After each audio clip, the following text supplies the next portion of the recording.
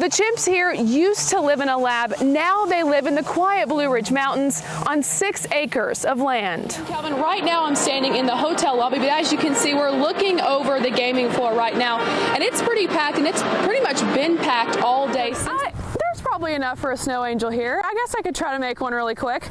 So you can just see there's like maybe, I don't know what this is, a 1/4 inch here. Let's see if we can actually make a snow angel. Let's see. Oh yeah, plenty. Let's see how it looks. Totally enough for a snow angel. If you know an EMT or a paramedic, they probably know Darlene Poole. She was one of the very first women to teach others how to become heroes. The city explains they're not actually in charge of upkeep on this road, but take a look at this pothole. And a lot of the power is still out throughout downtown Dalton, like right here. And as you can see, crews just got here to this down tree a couple of minutes ago. That's the reason why there's so much power out. Big trees like this one took down power lines and power poles. Cleveland police are asking people to keep an eye out for a man who stole the car from this gas station. The father says he ran inside for less than 2 minutes. And even parents here coming and saying, you know, is my child here? Where is my child? What's going on? You know, so just a lot of unanswered questions. A lot of unanswered questions, but Calvin, Lauren, we're just about 2 hours away from kickoff, and already there are people setting up. People have been setting up their chairs here all day. People here love to come and watch Murphy football and their players, and they also like to come watch David Gentry coach. He's been the coach here for more than 30 years, so today I followed him around as he prepared for tonight's big game. Concentrate. Coach David Gentry expects a lot of his players. You ready? Yeah, ready. Better be. That's because he has high expectations for himself. When I came to Murphy, I thought I was a good coach, but I think Murphy made me a better coach. In his 34 years here as head coach, he's scored a dozen conference and 6 state championships. Many say it's his powerful speeches. We meet out here every Friday. This is a very special time. It's a special time for us. Those speeches filled with life lessons even his former players carry with them today. If it is to be, it's up to me. You work hard, you get what you want. It's not a great speech. It's what you do every day that counts. But Coach Gentry says it's the work out on the field that makes a difference. I think you do inspire kids. I think the way you train them, the way you practice them, helps you to motivate kids. According to everyone around him, it's a combination of both. You know, the way he communicates with his team and the way he motivates everybody every day. I'm sure he's touched a lot of people. It's the way his coaching style is and how he really, gets to you when he coaches. Even though he has the most wins in Western North Carolina history, the titles and touchdowns, he says, come second to the job he has as a leader. How you feeling today, son? Whether it's 1st and 10 or 4th and inches, they're in it together. That's the legacy Coach Gentry built. Be thankful that you're here. Be thankful what God gave you and do something with it. The chimps here used to live in a lab. Now they live in the quiet Blue Ridge Mountains on 6 acres of land. What was once an abandoned gorilla sanctuary is now home to 59 chimpanzees. Project Chimps brought 9 females here back in 2016. We're just moving forward on this whole new era for chimpanzees in captivity. 3 years ago, the government stopped testing on all chimpanzees. Chimp care manager Laura Mayo says she's not sure where these monkeys have been or how they were tested. The main obstacle that we're dealing with so far is just getting them integrated into larger groups. We watched as the male and female chimps were introduced for the first time. Some of them had never even seen a monkey from the opposite sex before.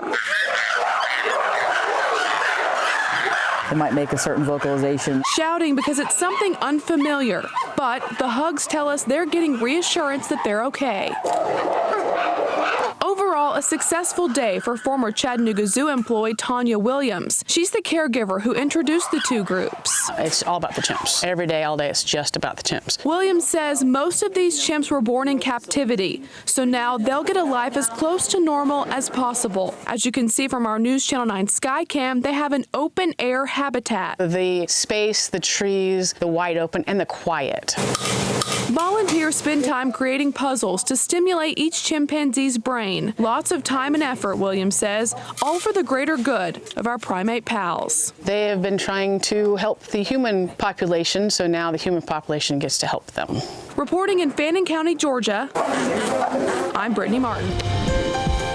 When it comes to the beef that you're having for dinner tonight, everyone has a theory on what is best. A popular choice in a lot of homes now, grass-fed beef, or getting your beef directly from a farm to the table. But is it really better for you? Brittany Martin joins us now. She tells us which beef is better, why, and what's the difference. Brittany. Josh, Latricia, nutritionists say that grass-fed beef is better for you because it has more nutrients. So we went straight to the source to see what a local beef farmer is doing differently. Dennis Rowe marches to meet his cattle. He's a beef farmer in Cleveland and owner of Rowe Farms. Come on, guys. Dennis feeds his cows mostly grass. Even this feed is served in the grass, so as the cows eat the grain, they're also nibbling the grass. They're constantly always on grass. They eat grass all their life. And they roam around like cows do.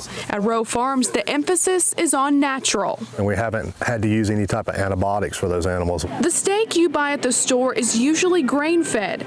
Cows can't digest corn. They do better with grass. Which means when you eat this beef, you're getting a better payoff, too. They're shown to have more omega-3 nutrients to them, too, because they're out in the sunshine and on the grass all their life. So we took these claims and this cut of beef from Dennis straight to a chef. Nick Thiers is a culinary instructor at Virginia College. I prefer grass-fed beef anytime. We compared a grain-fed and grass-fed steak side by side. You're going to have a little bit less marbling.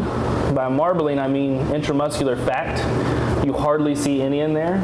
Whereas if I'm, putting a cow in a pen and feeding it corn every day, you're going to have a lot more fat in there. Chef Nick says you can tell them apart by the smell. That'll smell like your normal beef.